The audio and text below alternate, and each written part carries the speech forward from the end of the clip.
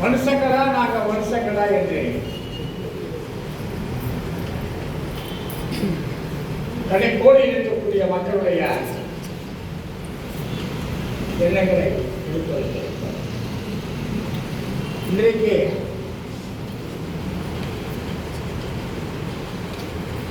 சங்கத்தமிழ் இலக்கிய பூங்கா தொடங்கி 7 ஆண்டுகளை கடந்து ஒரு செந்தமிழ் விழாவாக நடத்துகிற முகத்தான் இங்கே நாம் கூறியிருக்கிறோம். அது கூட சும்மா ஒரு பேர் தான், சும்மா சொல்ல விரும்புகிறோம். நல்லா இருந்த ஏழாம் சொல்றதுக்காக உண்மையில் இந்த விழா என்னன்னா, தமிழ்நாடுகளில் இருக்கக்கூடிய நூலாசிரியர்கள் சிறப்பிக்க வேண்டும். ரொம்ப சிரமப்பட்டு நூல்கள் போடுறாங்க, அவங்க சிறப்பிக்க வேண்டும் தான் இந்த நிகழ்ச்சியுடைய நோக்கம். இந்த நிகழ்ச்சியினுடைய சங்கத்தமிழுக்கு போடுவது போலாக என்று துறை செய்து கொண்டிருக்கக்கூடிய அத்தனை ஒருங்கிணைப்பாளர்களையும் செயற்குழு உறுப்பினர்களையும் நிலைக்குழு உறுப்பினர்களையும் வணங்கி முதற்கட்டமாக இந்த அவையிலே நமக்கெல்லாம் இருக்கக்கூடிய கல்வி டாக்டர் அமுதபாரதி அவர்கள் இந்த மேடையிலே வந்து அமர வேண்டும் என்று வேண்டி கேட்டுக்கொள்கிறேன். உண்மையிலேயே அவர் இங்கே அமர்ந்தாலும் அங்கே அமர்ந்தாலும் அவர் அவர் அங்கேதான் எல்லாம் சிறப்புக்குரியதான். ஆனா கண்ணதாசனை படித்த போது பார்த்து பார்த்து யார் இந்த அமுதபாரதி, யார் இந்த அமுதபாரதி, அப்புறமாக அமுதோன் என்பதும் அமுதபாரதி என்பதும் ஒருவர் என்பதை தெரிந்து கொண்டேன். ஒரு நல்ல ஓவியர், நல்ல கவிஞர், ஓவிய கவிஞர் அமுதபாரதி அவர்கள் நம் அனைவருடைய கரவொலியோடு இங்கே இந்த மாதிரி இத்தனை பேர் நீங்க மீறினீங்க. அதுக்கப்புறம் உங்களுக்கு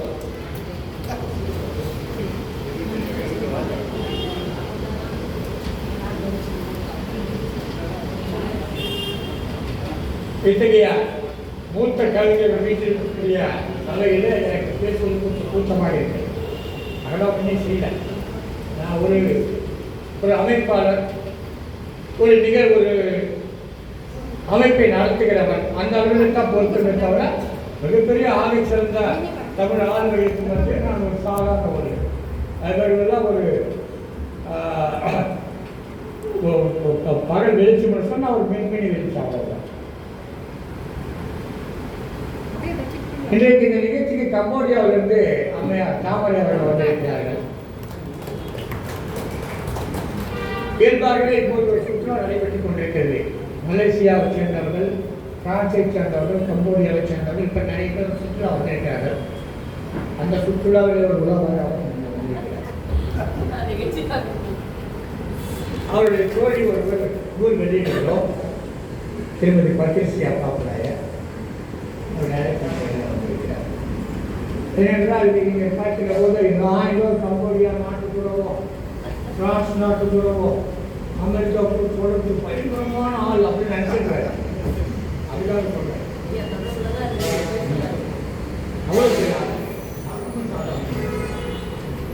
அயலக தொடர்பு எதற்கு வேணும்னா, நான் சொன்ன அந்த ஒரு காலத்துக்காக நம்முடைய நிலத்துக்கு என்றேனும் ஒரு பிரச்சனை வருகிறது சொன்னால் நாம் இங்கே நின்று கொண்டு எத்தனை பொருள் கொடுத்தாலும் சட்டை செய்ய மாட்டான். ஒரு வேலைக்கு மேலே 13 பேர் சுட்டு கொடுத்து அன்றைக்கு இந்த அயலகத்தில் இருக்கக்கூடிய தமிழர்கள் நின்று கொண்டு ஒரு வெள்ளைத்தாளிலே சேரும் தமிழ்நாடு என்று எழுதி காட்டினால் அதை ஐநா சபைக்கு இருந்து திரும்பி பார்க்கும். அதற்காகத்தான் இந்த உலக தமிழர்களுடைய அதை நோக்கி நாம் பயணப்பட வேண்டும் என்பதற்காகத்தான் சங்க தமிழுக்கு போகிறோம். அதான் உண்மையான நாளைக்கு நிச்சயமா நமக்கு வரும். அதை நோக்கித்தான் நாம் சென்று கொண்டிருக்கிறோம். இருடா எனக்கு ஒரு தோசை சொல்லிட்டு நினைக்கிறேன். உண்மை அதுதான். இன்னைக்கு 1.5 கோடி பேர் இருக்காங்க. நாளைக்கு வீடு முடிஞ்சவங்க கிளம்பியாகும். நீங்க திருப்பதிக்கு போயிட்டு வந்தா அவங்க மொட்டை வச்சிருக்கோம் வீட்டை. அதிக கற்பனையோடு பேசலாம் நிறைய பேர் சொல்றாங்க. கூட கூட சொல்றாங்க, நிறைய பேர் சொல்றாங்க. இது கற்பனையா இல்லை உண்மையா தெரியும். அந்த நிலையை வைத்துத்தான் சென்றிருக்கிறோம்.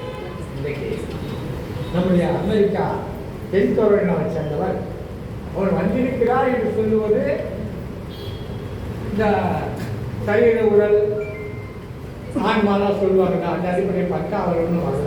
அப்போ நம்ம கொண்டாங்க சங்கத்தமிழுக்கு பூங்காவோட 7 ஆண்டுகளாக பயணப்பட்டு இருக்கிற இடம் தான் அங்கே, மற்றபடி எப்போது நம்ம உள்ள அவரை பற்றி சொல்ற ஒரு சின்ன ஒரு செய்தி சொல்றேன். 2000ஆவது ஆண்டில் சங்கத்தமிழுக்கு பூங்காவில் இந்த கொரோனா வந்தபோது அப்போதான் அந்த கூவிய நிகழ்ச்சியெல்லாம் நமக்கு அறிமுகமாகுது. அதுவெல்லாம் நம்ம ஏற்காடு நிகழ்ச்சியில் அது மாதிரி வரவே இல்லை. அப்போதான் புவியம் ஒன்று இருந்து அதை நம்ம பேசலாம் பல நாடுகளுக்கு போகலான்னு சொல்லி நான் வந்து ஜூமுக்குள்ளே போகிறோம். அப்போ வந்து இந்த இலவச ஜூம் வந்து 40 நிமிஷம் ஆன உடனே தடப்பட்ட உடனே திருப்பி ஜூமுக்குள்ளே வருவாங்க. ஆனால் முதல்ல 40 பேர் காரணமாக சண்முகதேவி அம்மா அந்த மாதிரி நடத்த நிகழ்ச்சியில் முதல் நிகழ்ச்சியில் தலைமை பொறுப்பேற்றவர் திருமதி சண்முகதேவி கோவை. நான் நடத்திய முதல் குவிய நிகழ்ச்சி இருக்கு, 2வது குவிய நிகழ்ச்சி எடுக்கிறேன்.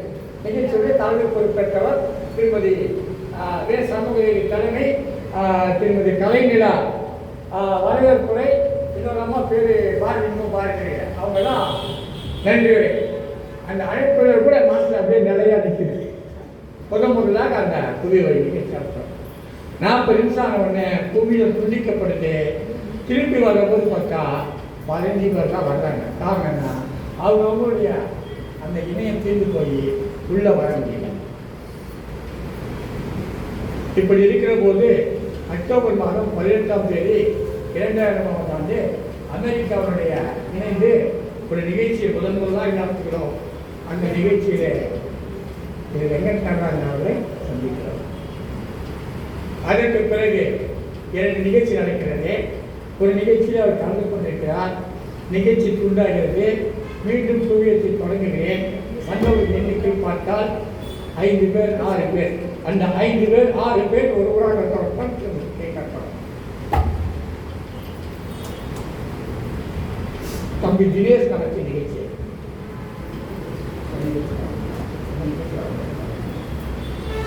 நிகழ்ச்சி முடிந்த உடனே எனக்கு ஒரு செய்தி அனுப்பி வைத்தார். உங்களுடைய மின்னஞ்சல் முகவரி தாருங்கள். இதெல்லாம் ஒரு நீளமாக சொல்ல நினைக்கிறேன். நான் தெரிந்து கொள்ள வேண்டிய செய்தி என்னத்துக்கு எனக்கு புரியல. அப்புறம் நான் உண்மையோட மின்னஞ்சல் முகவரி கொடுத்துட்டு வந்து திருமதி ஸ்ரீபிரியா, டாக்டர் ஸ்ரீபிரியா சேஷன் அவங்க தான் கொடுத்தாங்க.